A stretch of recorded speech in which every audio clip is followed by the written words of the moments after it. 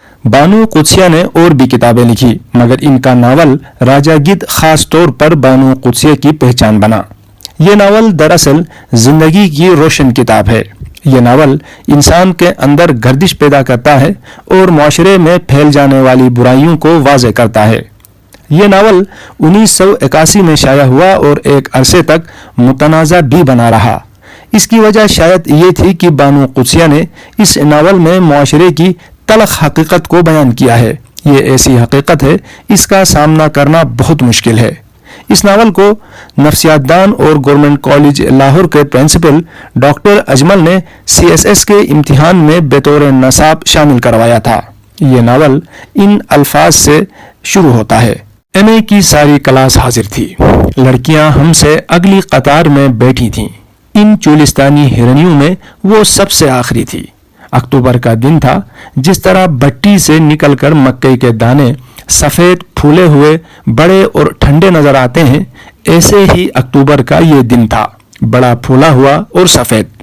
इससे पहले के तमाम दिन भट्टी दीदा थे, लेकिन ये दिन सफ़ेद सफ़ेद धूप में कुछ फूला फूला बड़ा बड़ा नजर आता था।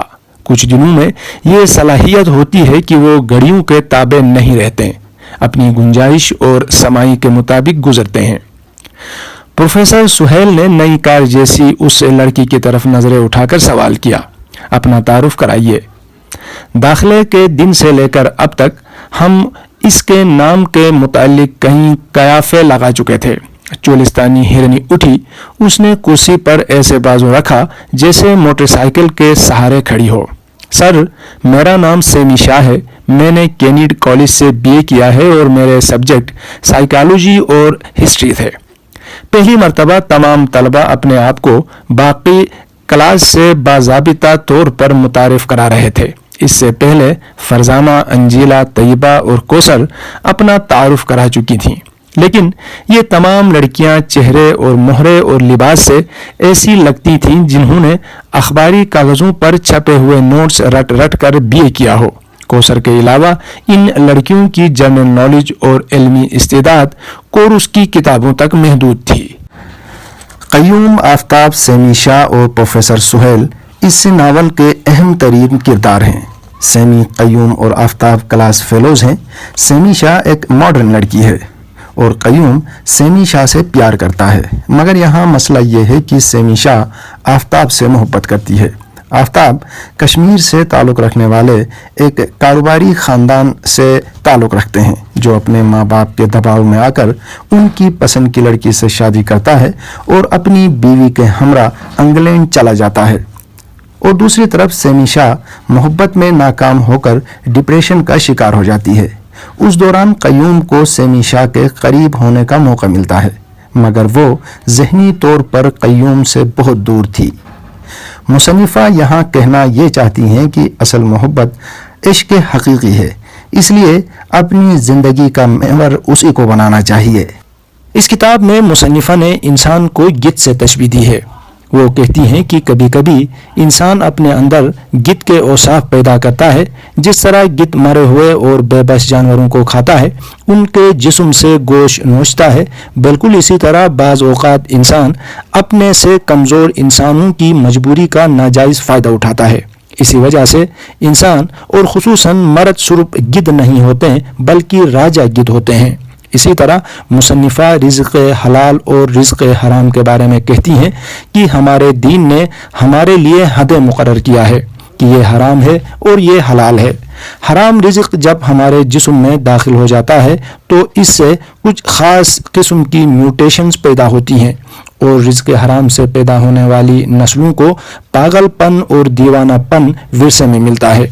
मुसन्निफ़ा कहती हैं कि जो हम खाते हैं वो बदन में जाकर हमारे खून की साख्त, हमारे खून की बनावट पर असरअंदाज होता है और इससे हमारे खून की पूरी केमिस्ट्री मुतासिर होती है। और जो लोग रिज़्क़ हलाल खाते हैं उनके जिस्म पर और उनकी नस्लों में अच्छे असरात आ जाते हैं। और ऐसा इंसान जो बग़ैर मेहनत और मुशक्क़त के रिज़्क़ हासिल करता है वो इसके लिए हराम हो जाता है और वो रिज़्क़ खून में फसाद बर्पा करता है और यही इंसान आगे चलकर पागल और दीवाना हो जाता है।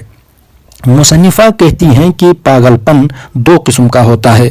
ایک قسم کے پاگل پن میں روح، قلب، دماغ سب کمزور ہو جاتے ہیں، اور ایک پاگل پن وہ ہوتا ہے جس کی وجہ سے انسان کی روح میں توانائی اور طاقت آتی ہے اور انسان کے دل کی آنکھ سے پردے اٹھ جاتے ہیں. یہ وہ لوگ ہوتے ہیں جو اس کی طرف سچے دل سے رجوع کرتے ہیں، اللہ تعالیٰ کے حکم کی پیروی کرتے ہیں، اس پر یقین کرتے ہیں اور توکل کرتے ہیں.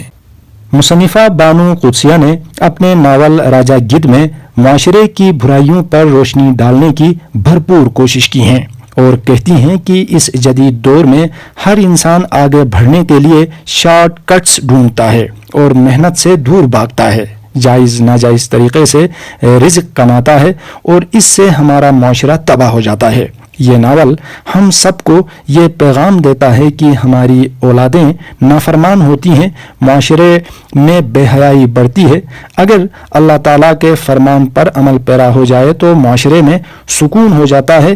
اس لیے ہمیں ترقی کے لیے اپنی سوچ اور اپنے رویوں کو بدلنے کی ضرورت ہے اور ہمیں اچھی تعلیم کی ضرورت ہے. مصنفہ بیان کرتی ہیں، تعلیم و تدریس کی بڑی بدنصیبی یہ ہے کہ عام استاد عموماً اوسط درجے کا شخص ہوتا ہے اور وہ ذہنی، جسمانی اور جذباتی طور پر لکیر کے فقیر قسم کی باتیں سوچتا ہے. اسے ضبط و نظم سے، مڈل کلاس لوگوں سے اور پڑھاکو طلبہ کو پڑھانے سے پیار ہوتا ہے، لیکن سارا دن وہ بڑی قدآور شخصیتوں اور ان کے کارناموں کی تعلیم دیتا ہے. ایسے لوگ جنہوں نے کبھی معاشرے کے ساتھ مطابقت نہ کی ہو، عام ترین ہوتے ہوئے وہ ایسے لوگوں کی تعلیم عام کرتا ہے جس کی سطح پر وہ سوچ بھی نہیں سکتا. اس کا اپنا کردار بچوں کو عام بنانے پر مصر رہتا ہے اور اس کی تعلیم بچوں کو خاص ہونے پر اکساتی رہتی ہے. سکول سے بھاگ جانے والے بچوں کی جگہ سکول میں نہیں ہوتی، لیکن ایسے ہی باغی بچوں کو بینچ پر کھڑا کر کے ہمیشہ ان عظیم شخصیتوں کی روشن مثالیں دی جاتی ہیں جو خود سکولوں سے بھاگے تھے.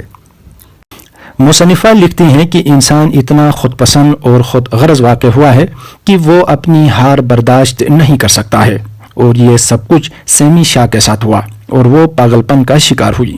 اسی طرح زنا بھی رزق حرام کی ایک کڑی ہے. اس ضمن میں ایک اور اہم کردار قیوم کا ہے. وہ ذہنی، جذباتی اور اضطراب کا شکار ہے. وہ بظاہر تو سیدھا سادہ ہے، لیکن اتنا حوث پرست ہے کہ اس نے سیمی شاہ سے نہیں بلکہ اس کے جسم سے محبت کی ہے، اور اسی وجہ سے وہ حرام خوری کا مرتکب ہوا. اور دوسری طرف پروفیسر سہیل جو قیوم کو جنسی دباؤ سے نکالنے کے لیے طریقے بتاتا ہے، جس کی وجہ سے قیوم عابدہ سے تعلقات قائم کرتا ہے تاکہ وہ دیوانے پن سے بچ سکے. اس ناول میں جس قسم کے نظریات پیش کیے ہیں، اس سے پتہ چلتا ہے کہ بانو قدسیہ سگمنڈ فرائڈ سے بہت متاثر تھیں. اس ناول میں مصنفہ نے سہیل کی غلطی کو انسان کی اس پہلی غلطی سے ملایا ہے جو اسے شجرے میں ملی تھی، اور یہ وہ غلطی ہے جو حضرت آدم سے ہوئی تھی، جس نے انسانوں کے اندر اپنے پنجے گاڑ چکی ہے. یہ ناول فکری ہونے کے ساتھ ساتھ بامقصد بھی ہے. یہ بتاتا ہے کہ دنیا مکافات عمل ہے، انسان جو بوتا ہے وہ کاٹتا ہے. قیوم نے جس رنگ ڈھنگ سے زندگی گزاری، اس رنگ ڈھنگ کی باکرہ اور اچھے کردار والی لڑکی اس کو ملی. عابدہ کا کردار عزت کے ٹھیکیداروں کے منہ پر زوردار تماچا ہے. یہ ناول پاکستان بننے کے بعد لکھا گیا اور اس کی بنیاد مادیت پرستی ہے. جب یہ ناول لکھا گیا اس وقت جاگیرداروں اور نوابوں کی جگہ سردار طبقہ ابھرنا شروع ہو گیا تھا. مادیت اور ظاہر پرستی میں دن بدن اضافہ ہوتا جا رہا تھا. اس ناول کا بنیادی مقصد عوام کو رزق حرام سے دور رکھنا اور معاشرے کو رزق حلال کی ترغیب دینا ہے. یہ ناول پوری انسانیت کو احاطے کیے ہوئے ہیں. اس رجحان کو دیکھتے ہوئے اس ناول کو کلاسک کا درجہ حاصل ہے.